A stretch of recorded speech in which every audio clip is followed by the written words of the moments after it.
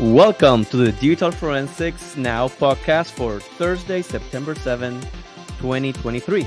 My name is Alexis Brignoni, aka Briggs, and I'm here with my co-host, the Digital Forensics Examiner educator, researcher, and all-around superstar, Heather Charpentier. The music is Higher Up by Shane Ivers and can be found at silvermansound.com. As always, our opinions are only ours. They are subject to change and do not reflect our employers or anyone else for that matter. And with that, let's start the show. Good afternoon, Heather. There we go. Good afternoon. Before we start, I wanna thank the folks that are coming in that are live, and just giving a shout out. You're awesome. I'm really looking forward to comments and people, chit chatting with us. More than happy to show your comments on screen and share them with the folks. I also want to thank all the listeners to the podcast. The support has been amazing. We're like glued looking at the numbers. Yes, we are. No, and it's really nice to we think that there's a need for this type of content, and build the community up, do this together. So we're really happy that you're listening in. And today we're going to talk about a few things. We want to talk about a couple of conferences that are upcoming. We're going to talk about a little bit about the lab metrics in your forensics lab. How do we measure effectiveness, right? And it's pretty interesting. So we'll discuss about that. A couple of Leap artifacts. You're not familiar with the Leaps. It's community open source tooling to parse or analyze Android and iOS devices. We're going to talk about that. We're going to talk about degrees and certifications in digital forensics. We are really opinionated, so we have opinions on that, right? Heather's gonna demo a tool. What's the name of the tool, Heather? Unfurl. Unfurl. That's awesome. That's Ryan Benson's, right? Ryan Benson, yes. Yep. And then we're gonna bring up the heat a little bit. It's a letter sent to Apple in regards to CSAM topics. So that's gonna be at the end, and let anybody know. We're not gonna be graphic about it, of course, but just be aware we have talk about CSAM a little bit and the process and how we deal with some of that stuff. And at the end, the meme of the week, right?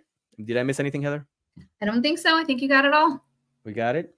So before we get on it, what's going on in New York? How's it? Is it hot? Is it cold? What's happening? It's hot. Take your weather back. I hate it. We have Florida weather in New York this week. It's 90s. It's not Florida. I want my New York weather back.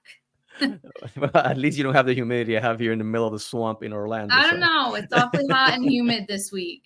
It's not good.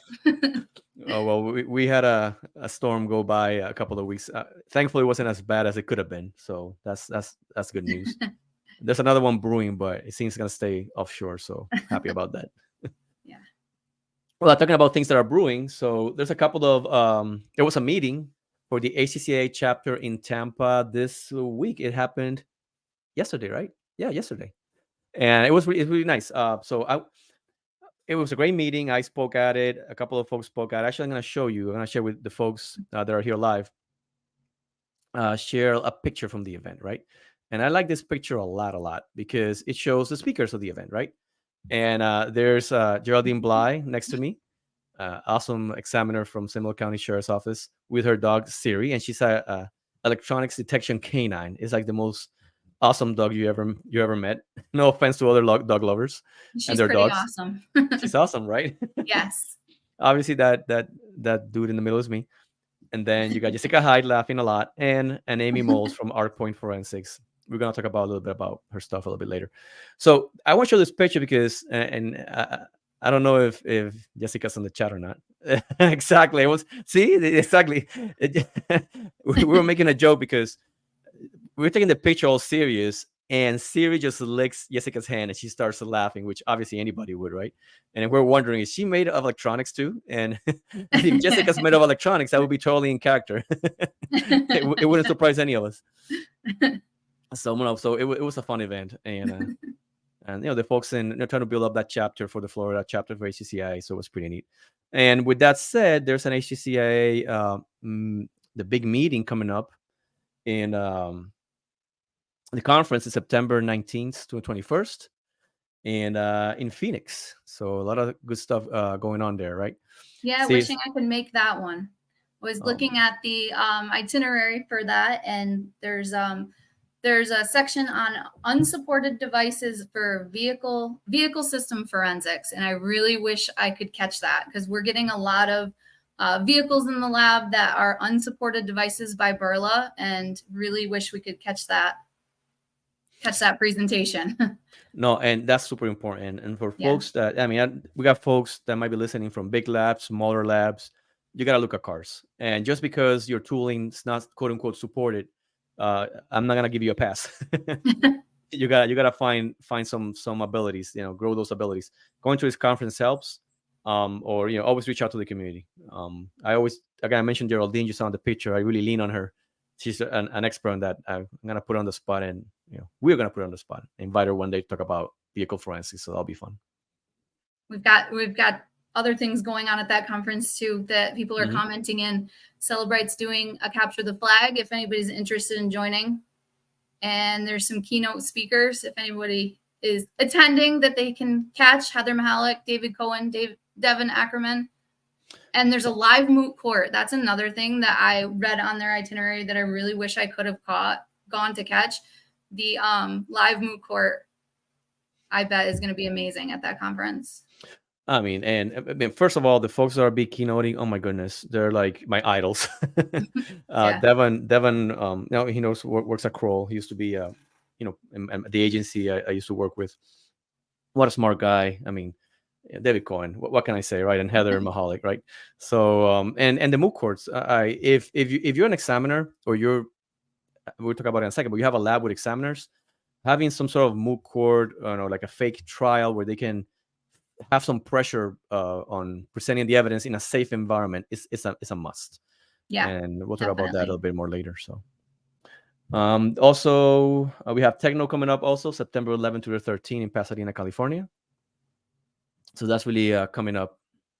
That really had some good presentations set up for it too. I don't know if anybody has ever heard of Jessa Jones, but she has a company actually right here in New York that does repair for iPhone logic boards. If anybody has ever heard of her company, I hear she's amazing. I'd love to get out there for a training. I know Jessica talks about her trainings on repair, and it really would be an excellent training for people to attend. No, and you will find that, I mean, you need it. I mean, some suspects know if you're coming, they're gonna try to break that phone, and you'll be surprised. Yeah. They're pretty resilient, but you gotta have the knowledge, right? You gotta be able to either move the different parts to another board or whatever it is, right? Techniques you need to use, substitute parts, replace them, solder them. Super important. Right. So I hope I get that training at some point. Yeah. So those are some of the conferences that are going on. Again, if you are if you have a conference coming up and you would like us to talk about it, or just put it out there, feel free to email us. For now, the email we're using is abrignoni@duck.com. So I'll put it at the end. So you can email us. Eventually we'll get a proper podcast email in the near future, so don't worry. So let's go into the first topic. So efficiency metrics in a forensics lab, right? And this topic came about because Heather, right? We were talking about how good our labs are being measured internally, right? I want to say clearly, anybody listening, any similarities of what we're gonna say to true life is purely confidential. It's not on purpose. Maybe, I don't know. And I say that because a lot of times, I think that. Let me ask you, Heather, what do you think is the most common measure of if you're doing a good job at labs lately that you've seen? The most common one. That doesn't mean that it's a good one, but I think that I hear two common measures of whether you're doing good in a lab, and it would be number of cases closed or number of gigabytes analyzed. Oh my God. Right? I think, right? Those are your measures. Oh, right? Yes, you read my mind. It drives me up the wall. Yeah. Those are the two common ones you hear from like numerous different agencies. Like I'm not trying to speak for my agency by any means, but that's what you hear from everybody. It's like, how many cases can you get closed this month or this year? And Oh, that's how you're measured for efficiency. and and we're discussing before the show is this whole of, well, it's it's easy to measure quantities, right? Like in a business, you say, well, how many widgets did we sold, right? 10, 200, 300, right? We need to sell more, right? Or Right. how fast did we accomplish something? Right. And there's awards that are given for the person that has the most terabytes image, and I'm Yeah. like, what does that prove? Right. Exactly. So actually, and I've been thinking a lot about, I mean, we both are, but I put my thoughts in memes. So um one of the memes that I have on the topics, and I showing the folks that are not listening on the podcast, I'm gonna read it for you. There's this person in this cave, and it says, "I finally found it after 15 years," and he pulls out of the little chest this scroll of truth. And when he opens the scroll, it says, "Amount of gigabytes device's image is not a good measure of expertise or effectiveness." And the person goes, "Ah," and throws the scroll out, and then the caption says management, right? And I don't want to hate on you managers, but as practitioners, we need to start changing that. That difference between qualitative and quantitative, right? About how much versus how good something is. Right. It's not a good measure, I think. It's absolutely not a good measure. Yeah, and you know, there's other things that are. I mean, and I guess we gravitate to that because it's easy to count. um and like Kevin says, yeah, how many, and that's actually true. I've seen folks when they fill out their paper, oh yeah, I did 6 terabytes, and it's like, dude, of those 6 terabytes, 500 gigs were the only things that you had to actually had to look at. So it's the whole 6 terabyte thing is such a red herring, right? There's stuff that's unquantifiable. For example, like the amount of time you're trying to explain to an agent how to go about something, or how the artifact relates to the case, right? The amount of hours you can have one hard drive that's 250 gigabytes and be working on it for 2 weeks, digging down, following the traces, putting together the artifacts to show what happened. Or you can have 6 terabytes that's doesn't work with you. And some of the comments coming in from Jessica Hyde, and it's just actually so true.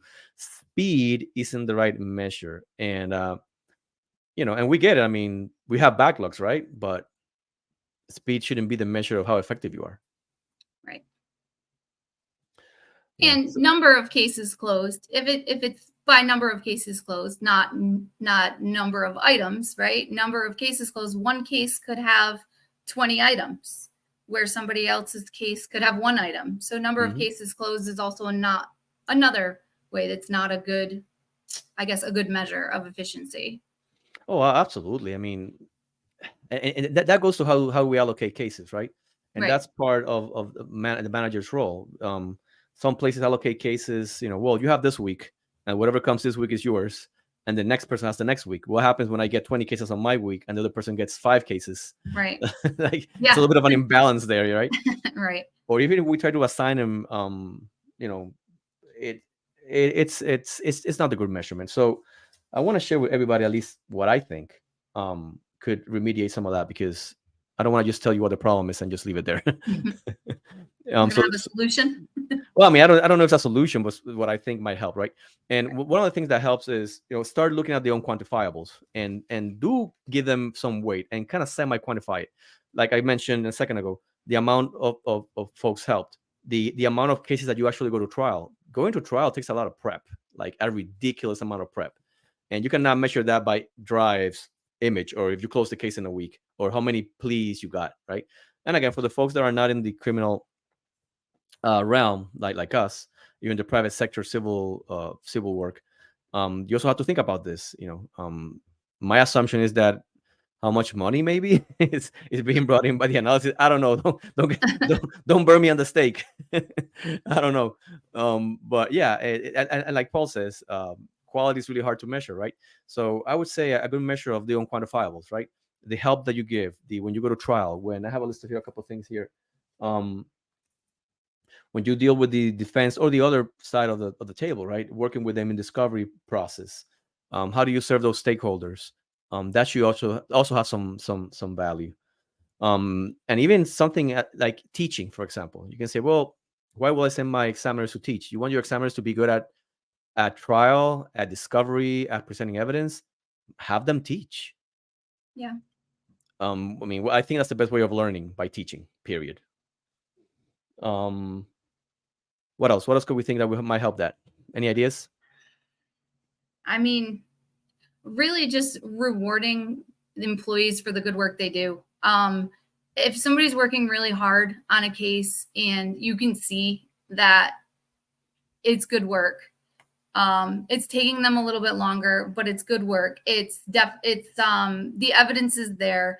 The case is well put together. It's going to lead to, in a criminal case, it's going to lead to a conviction, or it's the evidence that you need to actually solve the case, or at least assist in, I guess, supporting the other evidence that's available in the case. Reward that work.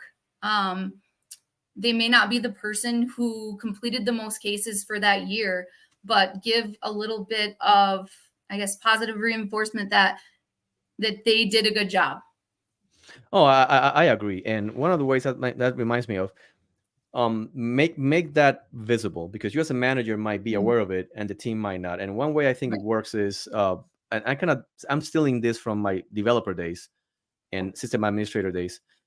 When you do a meeting, have everybody talk about their cases, what they have going on, and where do they see that case going, right? Like for those who are developing, a little scrum meeting, right? Where you can say, look, this is where I'm at, this is what I've done, this is where I think I should be going, and open it to the team, to everybody to opine on, hey, maybe you can try this, look at this artifact, look at this other thing, with the manager and the team members. I think that'd be a really productive meeting, because it also creates some cohesiveness with the examiners. This is a great point that Jessica's bringing up. There's different weights for different measurable things, right? Including impact to other cases, right? Especially if you're working like I've done, like the cases. I cannot really go into details, but an event might lead to multiple prosecutions, for example, of multiple individuals, and one thing will impact the other. The methods of communication might impact the examination of another device belonging to a different individual. So all that intelligence and knowledge should also be weighted for how effective that examiner is. So great point. We have the smartest folks on live with us. That's just a fact.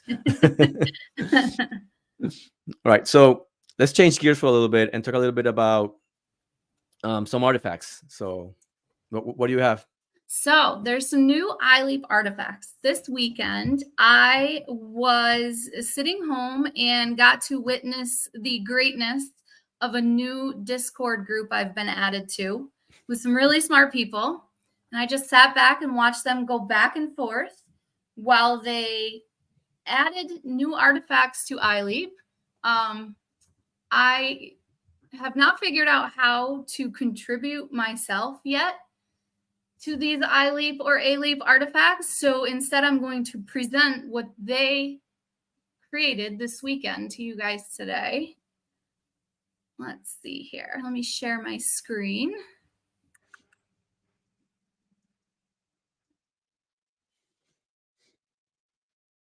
Here we go. So the first artifact is going to be for iLeap. Google Chat has been added.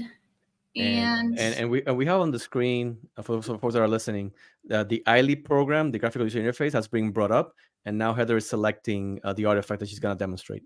Okay, so iLeap is brought up on the screen. I'm going to select an iPhone full file system extraction that I have from one of my test phones. When they added support when Alexis and Josh Hickman added support for the Google Chat application over the weekend, I went and took my test phone and generated some Google Chat data and extracted the device this week. So I'm adding the extraction to the tool, and I'm going to choose the Google Chat artifact only for time purposes here. And I will choose a location. and hit process. And in hopefully no time.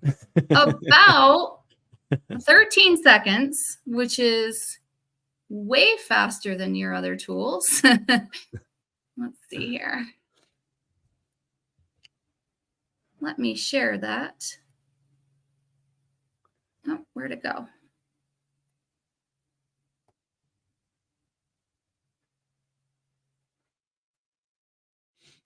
I have lost it. There we go. Just need to share the screen here. Yeah, this was a really good artifact. There we go. So now we have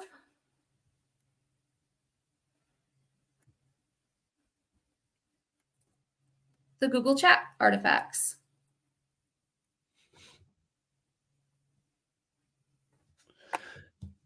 Yeah, and for the folks again that are listening, so we have a grid that has a timestamp, the group type. This is a one-to-one message.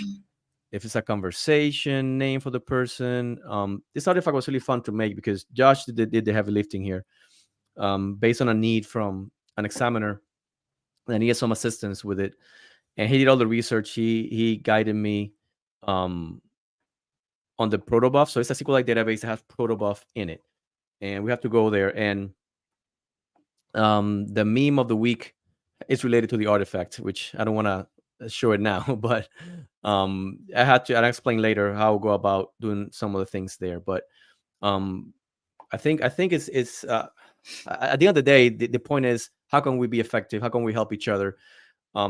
Heather just said about this Discord, it's pretty much, a group of friends, and that's important. Try to make your own tribe, and I say that in the sense of, at my middle age, I am developing friends, really good friends, and folks that we share a common interest in justice, in forensics, and go to conferences. Look for people that have the same mindset, and band together and make a difference. It's so rewarding. It's just, I cannot even describe it. Yeah, definitely. I can't agree more with that. Get out, network, meet everybody you can. This has been that the iLeap and the ALeap have been so helpful, and I can't even describe how many cases so far. When artifacts aren't supported in other tools, if they're not already supported in iLeap or ALeap, if you reach out and just talk with Alexis or talk with anybody else who contributes to these tools, they can become supported with just a little bit of information about what you're looking to get supported. So definitely network with Alexis. No, and we all help each other. Yes. We're gonna put on the show notes, github.com/abrignoni/ileap to get the tooling, and we'll have it on the notes because my last name, just hearing it and writing it, that's a little bit of a challenge. So there's another artifact that was also supported this weekend, and it relates to locations. Someone actually messaged in our group for IASIS asking about locations that are stored in some of the biome data.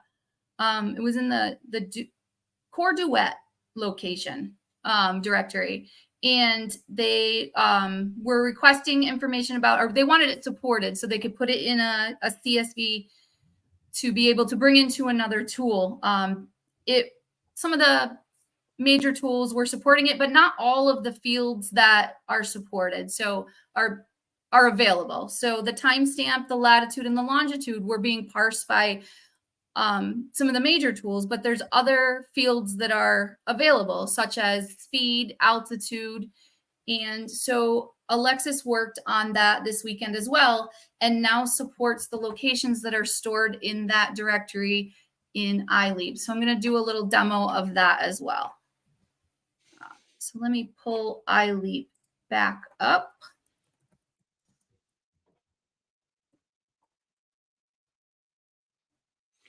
Let me just share the screen here.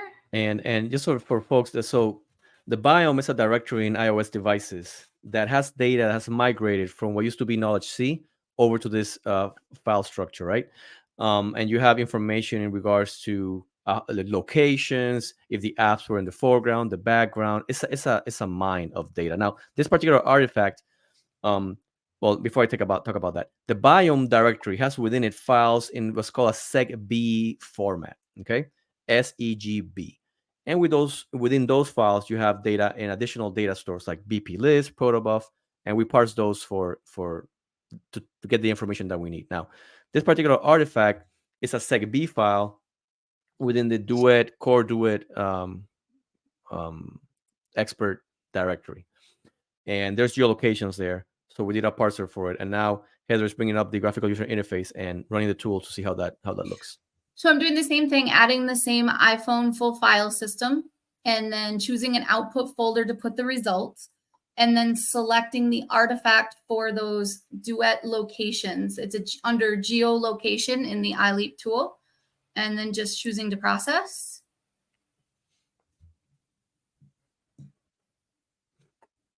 There it goes. So now it's running. It should be fairly quick. And 13 seconds this time.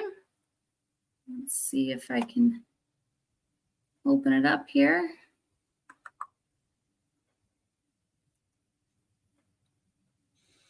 Let's see, I will share the screen. Yeah, if you're not familiar with SegB files, you have to look at those. There's so much important information. So here's a report, HTML report open after the tool ran.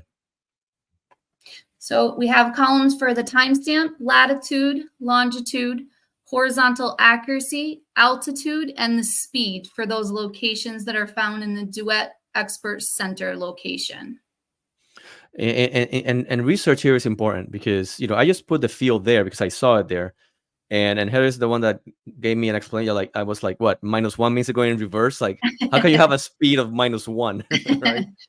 So the device actually, when you see the -1, it wasn't able to calculate a speed at that time. And I've found when the -1 is there on a lot of the locations for my device in the testing, when I see the -1, I'm actually home, not moving. So a lot of times it's just not able to calculate the speed because there is no speed. And then sometimes I've seen the -1 when I am actually moving, and it's just not able to calculate the speed.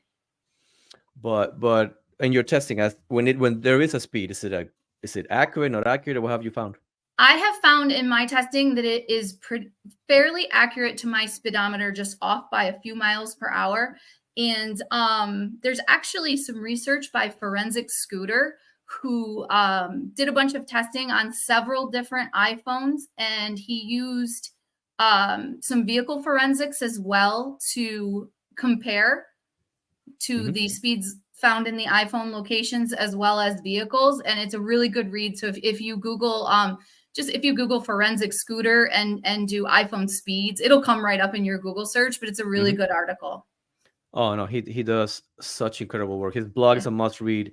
He talks about, I think that's the same article about horizontal accuracy and how what a good accuracy or tolerances, which is a word that I like, tolerances. We think of digital forensics as ones and zeros.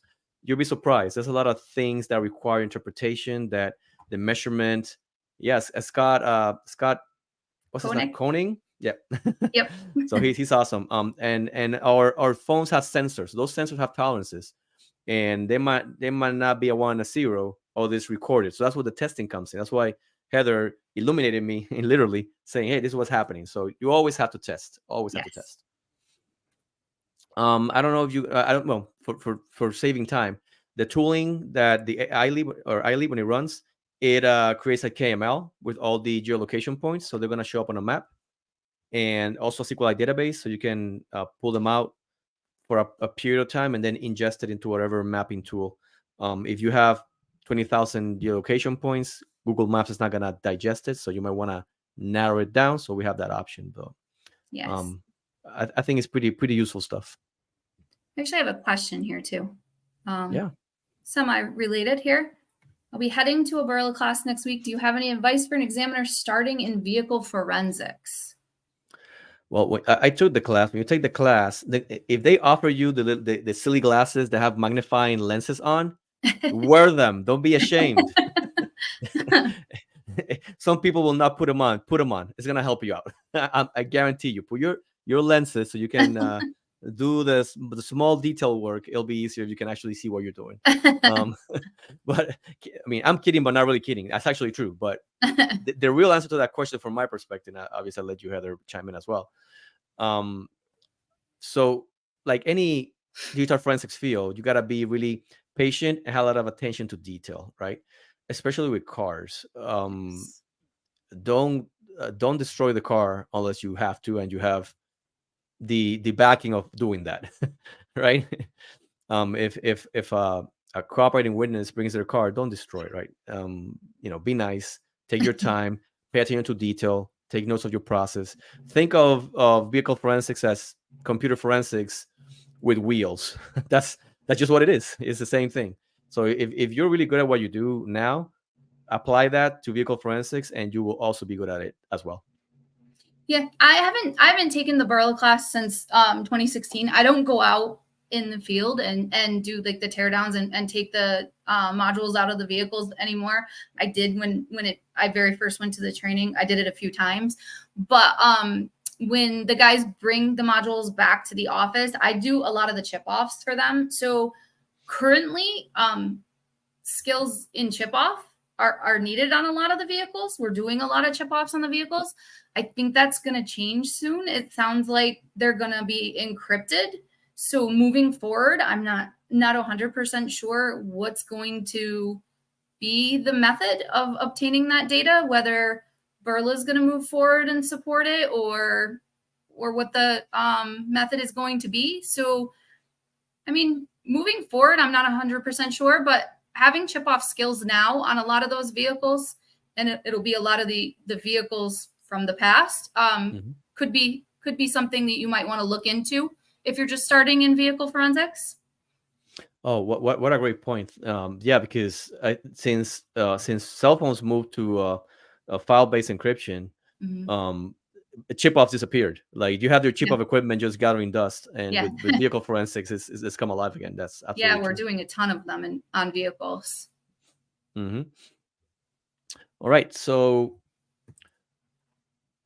yeah, so again, the tooling is there, new artifacts. We try to put some new stuff in, so just keep your eye out on social media for the folks that work it, like myself, Kevin Pagano, which is in the chat, Josh Hickman, and I'll put all those links there for the folks that don't know us, or don't know the folks that I'm mentioning. So you have it there as a reference point.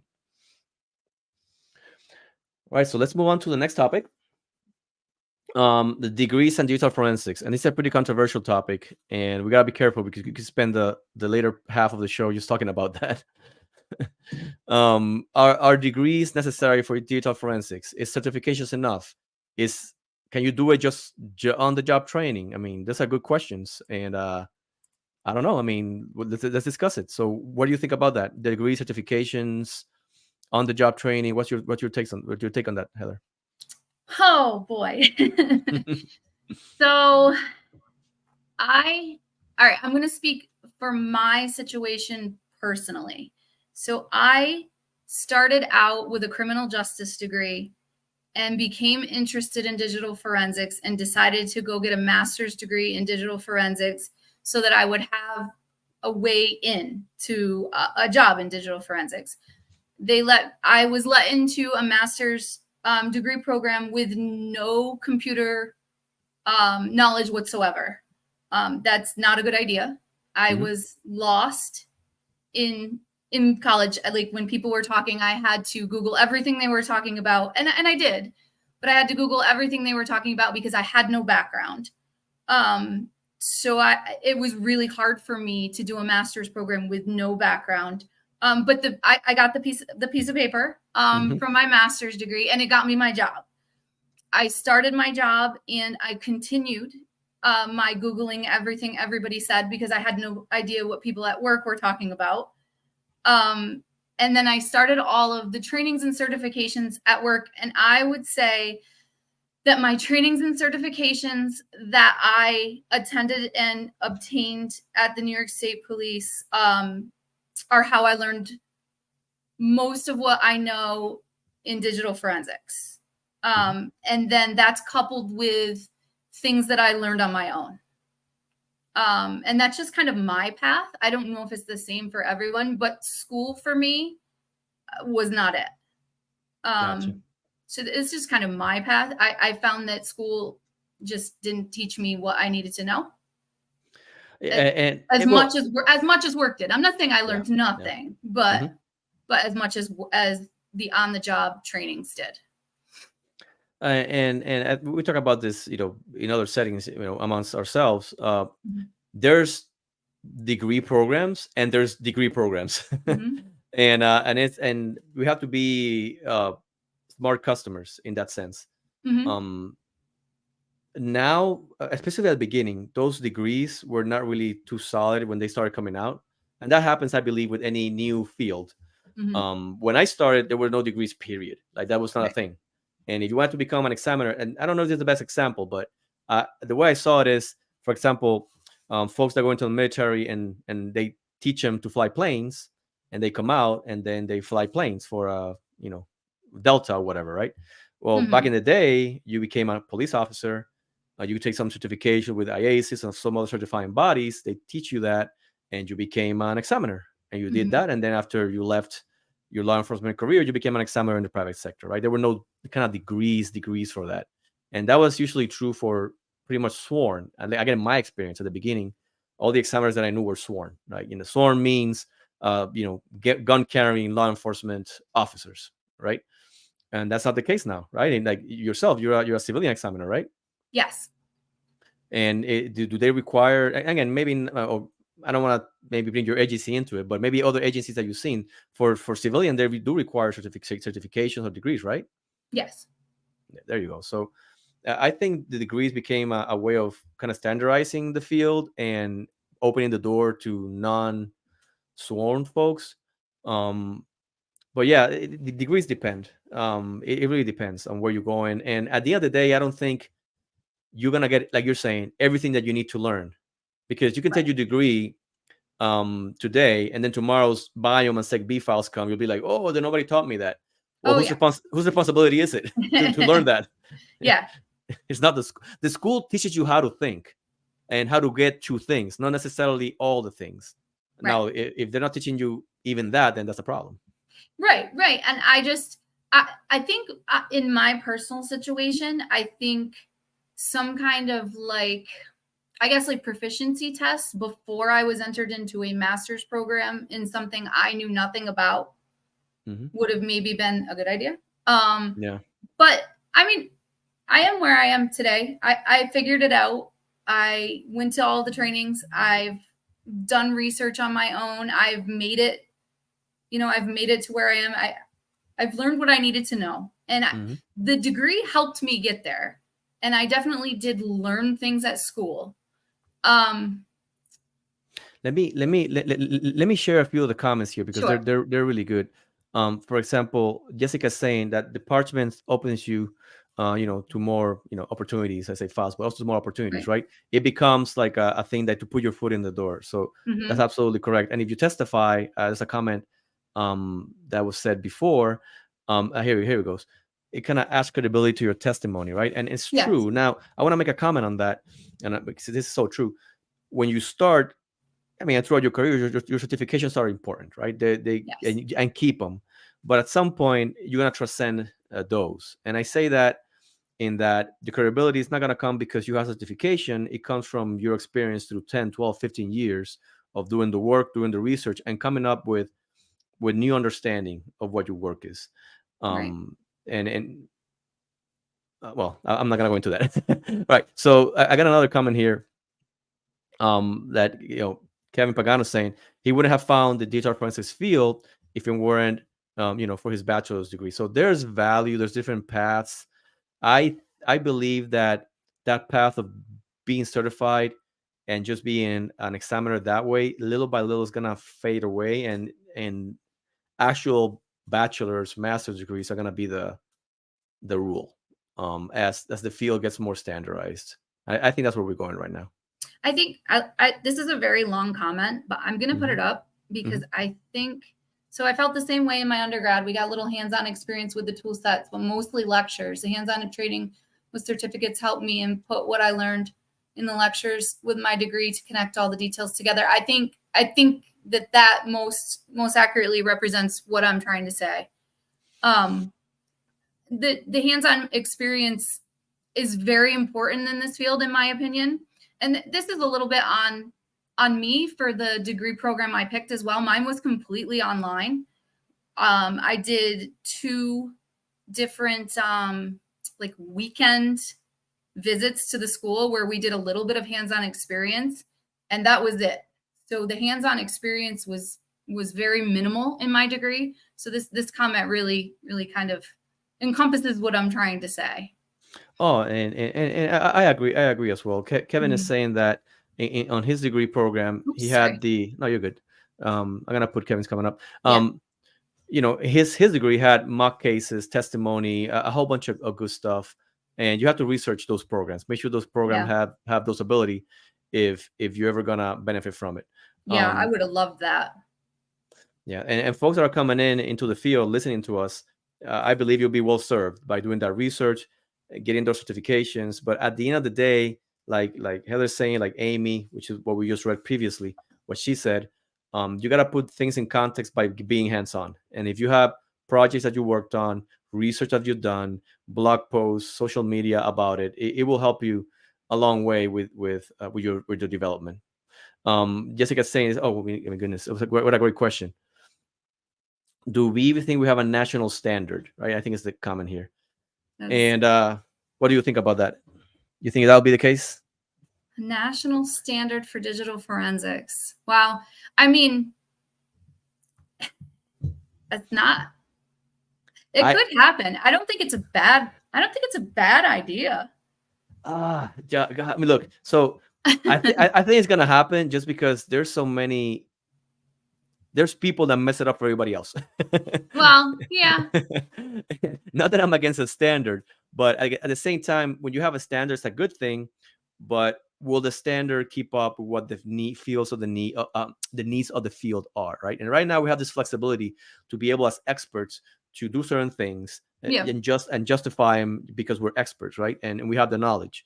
Right. I believe having a standard, now you're kind of narrowing my options there, and I'm not really sure how I feel about that. But the more folks that are examiners come up with subpar work and work that cannot be properly validated, yeah, we might have that might be something imposed to us. I don't know if at the state level, federal level, maybe a little bit of both. Yeah. Get some sort of what's it called, like when you get like a license, like right. take a maybe like a licensing test, and you're not an examiner unless you pass the state bar digital forensics exam. I don't know, I'm making it up, but right. We might be heading that way.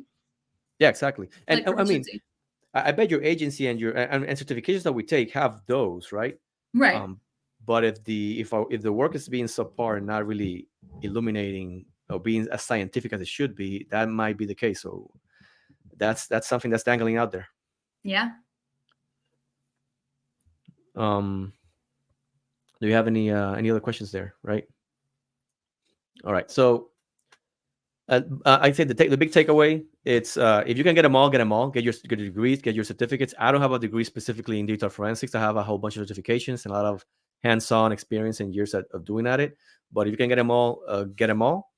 And if you cannot get them all, then try to either get into roles within, let's for example, law enforcement or private sector that will expose you to digital forensics and hopefully make a jump or a transition to those areas. So yeah, I'm not trying to knock anybody either. A combination of all of it is excellent. Yep. No, like I said, I don't have the degree, and here I am. So there's different paths. There's different paths, and try to up your chances by doing as much as you can. All right. So we got one more demo that I'm really excited about, the Unfurl demo. So what can you tell us about that, Heather? Okay, I am going to share the screen and present it.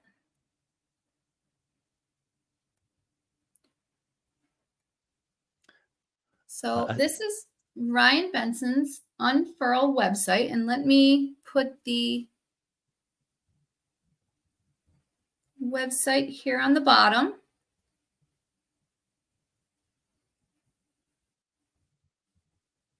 And I'm going to show everybody an example of what this tool can do. I grabbed a shortened URL, and this tool here, we can put URLs here into the tool. I'm just going to do a little demo here. And my example that I grabbed is a shortened URL. And what the tool will do is take the URL that you've found possibly in your case, and it will break out all of the components of the URL. With the shortened URL, the really cool part about it is it will show you the components of the URL in the expanded version. So this particular URL that I went and found, when expanded by this tool, comes back to the Magnet Forensics website, and it is the shortened URL for their new scholarship program that they announced today. It'll show you the path of the URL, which expands out to the entire URL for the magnetforensics.com scholarship program. It breaks it down to the host and the domain.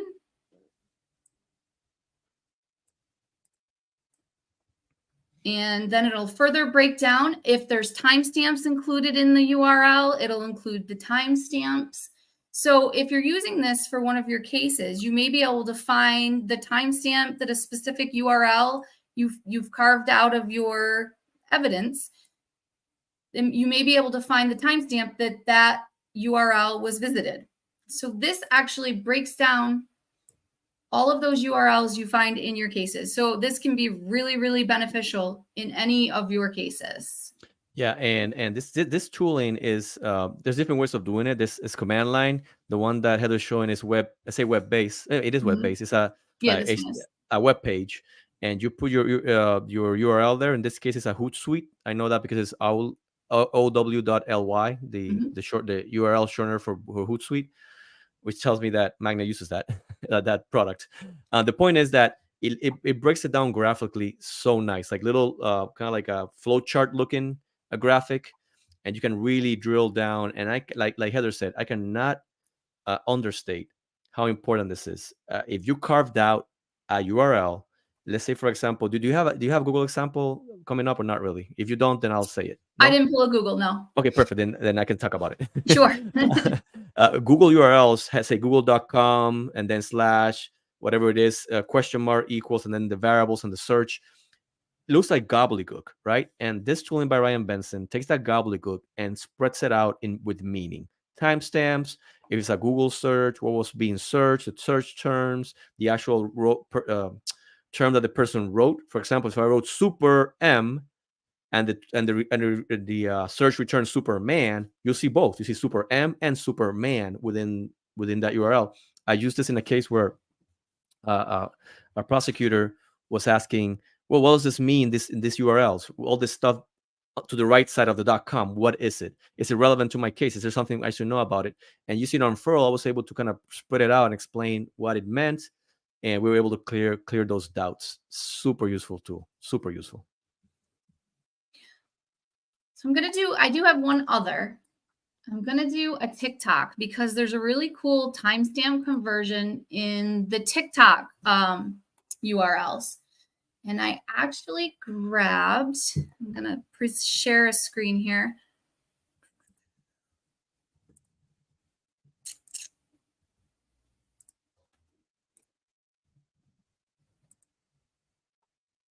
So this is my sister's TikTok page. This is her cat, Kevin. And this is her TikTok that was visited 7.2 million times. And I'm shocked. It was visited 7.2 million times. He is cute, but that's a lot of visits. Well, the cat types better than me. So the cat does. He types better than me too. But with this particular TikTok, I'm going to grab the URL for that TikTok. And by the way, for folks listening, it was a cat typing a funny message there. So that's why. And then I'm going to go back over to Ryan's site.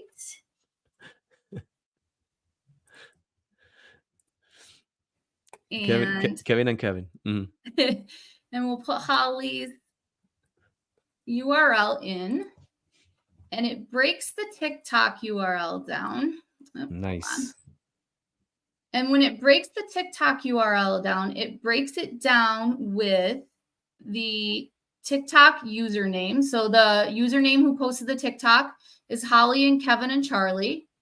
And it shows that it's a video, but it also has this ID. And the ID for the TikTok video is time-based. And the time-based pulls out a timestamp that the TikTok is posted. So it has here that TikTok was posted on January 19th, 2022.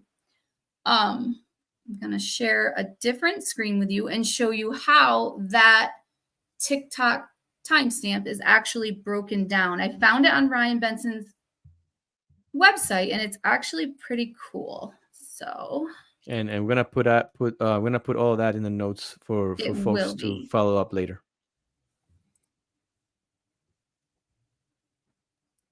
Let me find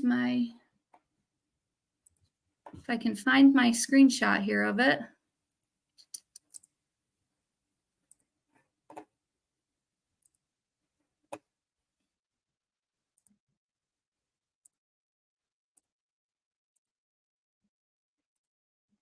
There it is. Oh, nice. So if you take a look at the URL, that time-based ID is converted to binary. So you'll see the binary, and the leftmost 32 bits, which are there in like the orange color, those are converted to decimal. And then in the blue color, the decimal is what's converted to the actual timestamp, which is the timestamp that you actually saw on Ryan Benson's website in the Unfurl tool. I just put it in Eastern Standard Time because we're here in New York. And that's the timestamp that my sister posted that TikTok video of her cat Kevin typing. That's amazing. The breakdown. Yeah. So many timestamps that you can pull from a URL that you will have no idea it's in there unless you do this analysis. That's right. Pretty cool. So that conversion can be used by anyone to go and validate the actual timestamps of TikTok videos. Yeah, or like we're saying, or if it's pulled from somewhere you have no context, right? It's carved out or whatever, or it's just shared with you some way, and you want to know when it happened, then you can do that at scale. You can have many TikToks links in a case. You can at scale do all of those, so it's pretty neat. Right. Right. So we're running short on time, so I don't think we're gonna make justice to the last topic, but we need to talk about it. So since actually I'm gonna let you introduce the topic, and then we'll discuss it with the time that we have. Okay. So the very last topic, let's see here. Let me stop my screen. There we go. Is the heat is on Apple. And I don't know if anybody has seen on LinkedIn, I think over the last week or so, there has been some talk of this new child safety group called the Heat Initiative. They are gaining some momentum with their campaign, and they're putting some pressure on Apple to go back to their original plan that they had in 2021, which was to scan and report CSAM material, so child sexual abuse material, that users of Apple products are storing in their iCloud. So quick little background. In 2021, Apple had announced that they were going to start scanning and reporting any users that were storing CSAM material in their iCloud. They had planned on using hashing technology from NCMEC, and if a match was found, they were going to use human reviewers.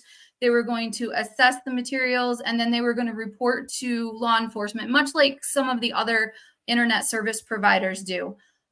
Experts were worried that it could be used by governments to spy on citizens. It could be used to scan for prohibited content, be used to scan for political speech, or be used to compromise privacy and security of all of the iCloud users.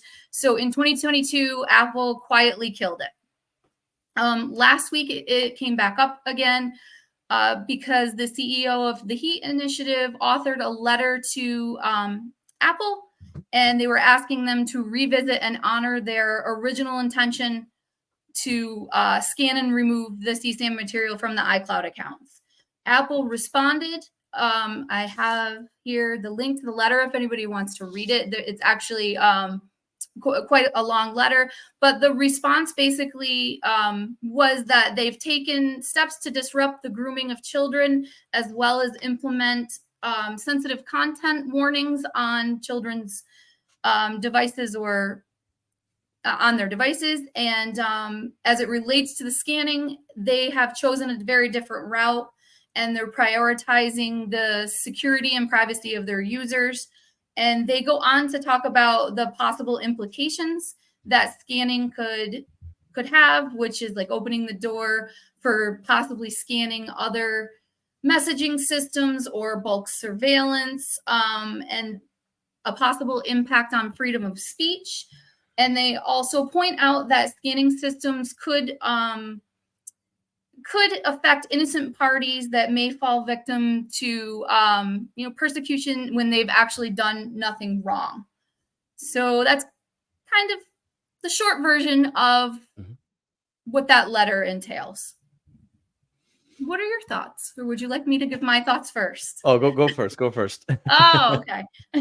So I did a little research on some statistics, and according to NECMEC, which is the National Center for Missing and Exploited Children, in 2022, Apple had 234 cyber tip line reports, which is reports of CSAM material to NECMEC's tip line.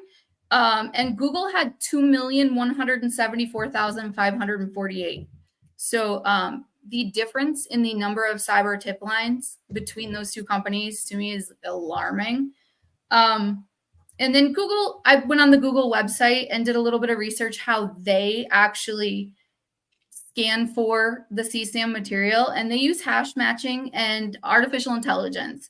And they say they have a team of highly specialized trained content reviewers, and that they use subject matter experts, and they have highly accurate results. And my thoughts on it are, if Google can do it, I want Apple to do it too.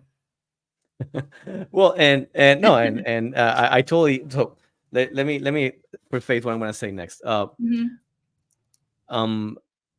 I think what we're going to try to do here is, offer, what the argument is, right? And some things that we should think about as examiners and technologists and the folks that really actually deal with this stuff when the rubber meets the road, right? We're the ones that actually have to deal with it and apply the law to the folks that are doing this type of activity, right? And from that point of view, me personally, I think both of us, we do not represent our agencies. We do not represent anybody, right? We just talk about, as technologists, what's happening, okay? And our agencies have their positions, and private sector companies like Apple and Google have their positions, and civil society groups, privacy and encryption experts have their positions. Okay, with that being said, right? This is a hard. I think it's a hard topic because both sides make valid points. I want to really focus, at least my point of view, focuses on a detail that's kind of overlooked in the discussion, right?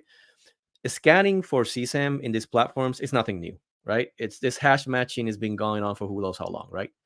But Apple says that it's going to be, and there's a word in that letter, client server based, right? And it's a big difference there, right? One thing, scanning with the stuff that you put in their servers that they're housing.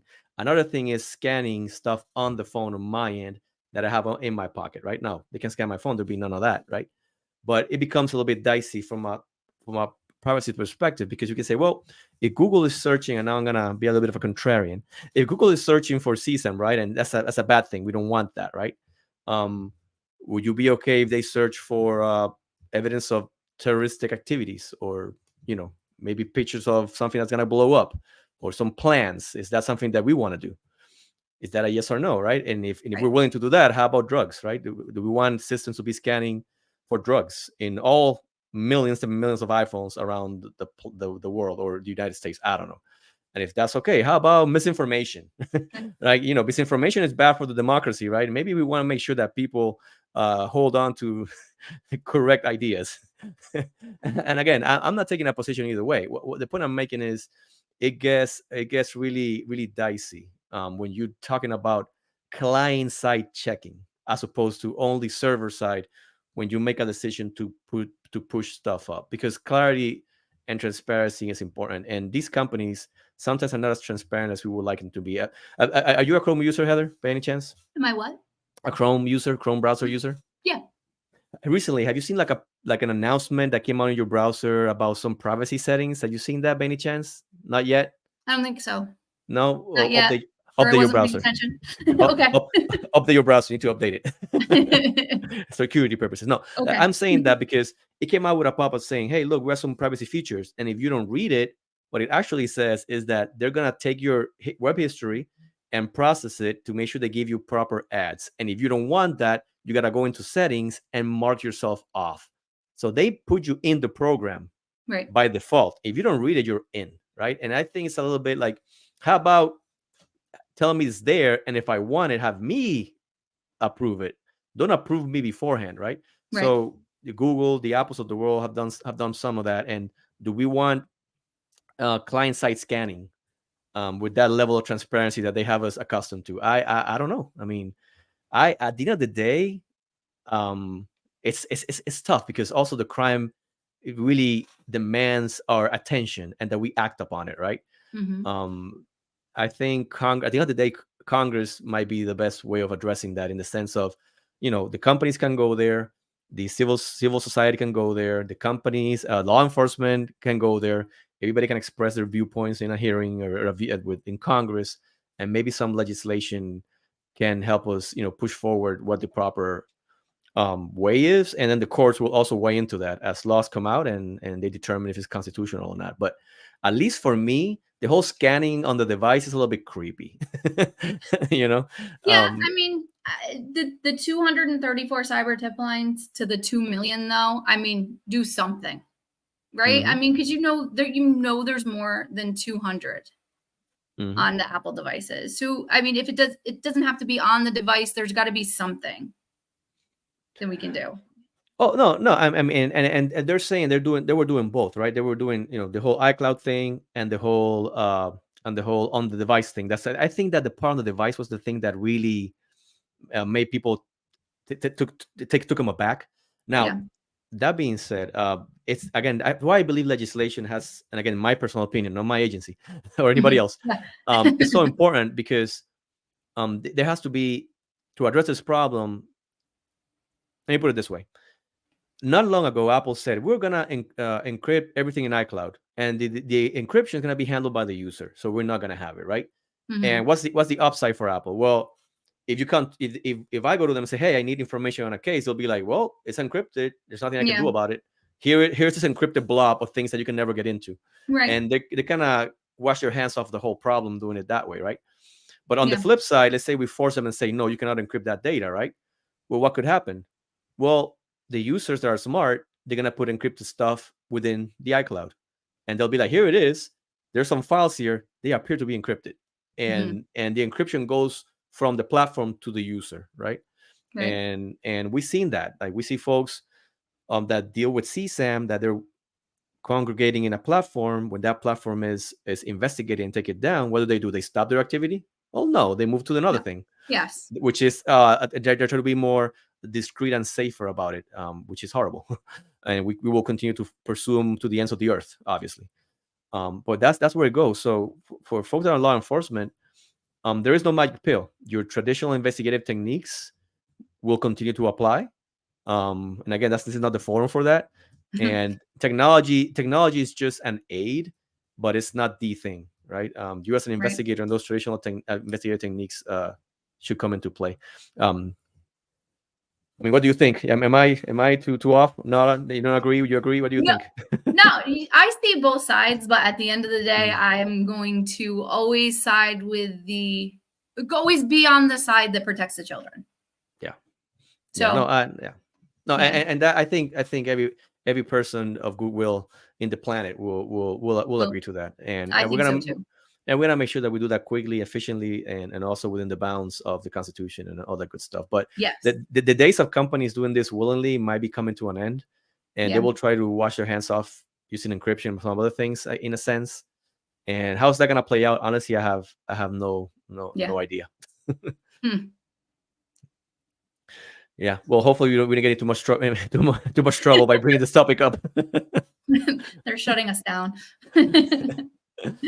Yeah. So, again, we're 5 minutes past the hour, so we're gonna start closing it out. So let me just show you the meme of the week, right? Yes. So what is the meme of the week? So when I was dealing with the working with Josh on the um, Google Chat artifact in iOS, the folks that are, if you're not familiar with iOS, iOS keeps the data, user generated data within the apps within a particular set of directories. These directories are not named Google Chat directories. That would be too easy, right? And Apple being Apple, it's not gonna make it easy.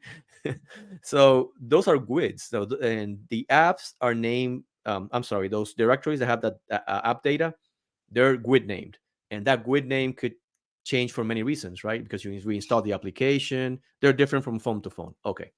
So it's easy to me to find the database because it's called dynamite.db. It's pretty distinct. So I can find the database. But the pictures that the database references, they're in a directory. That's the most common name directory in the world, like temp or something like that, right? So if I pull all the temp directories in an iPhone, I'm gonna have so much data just to, it's gonna be too much for me to then try to figure out where's what I want, right? So what I had to do is, based on where the database is, determine what the GUID of the application is. So then I can only search for that directory for the pictures for that particular GUID for that particular application. Woo! I need a cup of water. but hopefully that makes sense to folks here, right? And the only way for me to get that GUID out of that location is by Xing it out, right? And I'm telling you, the what I'm going to show you now is literally me every single time. So what you see on the screen now is a person with two signs, like two pieces of paper saying, corporate needs you to find the differences between this picture and this picture. And the first picture says, times I have used regex. And the next picture says, times I've had to learn regex. And then the lady says, they're the same picture. What a hard way of doing pattern matching. But it works. So I literally had to try to teach myself again how to do regex to get that out. I Google a lot, so that helps. But Google's don't the feel best. but don't feel frustrated. I mean, there'll be some things that you cannot commit to memory if you don't do them all the time. But if you need them, just research it, and try to get it done. And the artifact works well, so I'm happy that it all panned out. They're the same picture. Alrighty, so thank you everybody for staying with us a little bit. The extra time for the topics. We Thank appreciate it. you. Yeah, absolutely. I hope the topics will help. If you want us to talk about anything of interest to you or things interesting for the community, let us know. We'll put the abrignoni at doc.com. Doc like if it talks like a dog and it walks like a dog, right? DUCK. We'll put it on the notes. Send us an email. Things you want to talk about, questions that you have, and or people that you would like us to kind of interview in the podcast that you think are interesting. We'll reach out. So let us know. Yes, thank you. Yeah. Anything else I'm missing, Heather, before we sign out? I don't think so. I think we covered everything. Well, again, thank you, everybody. I think we're gonna be doing this like in 2 weeks again. You think? Yeah, 2 weeks. Yeah. So in 2 weeks we have another show. See what happens in the field, and if it's happening, we'll bring it to you. So with that, have a good night, and thank you for being here. Bye. Thank you. Bye.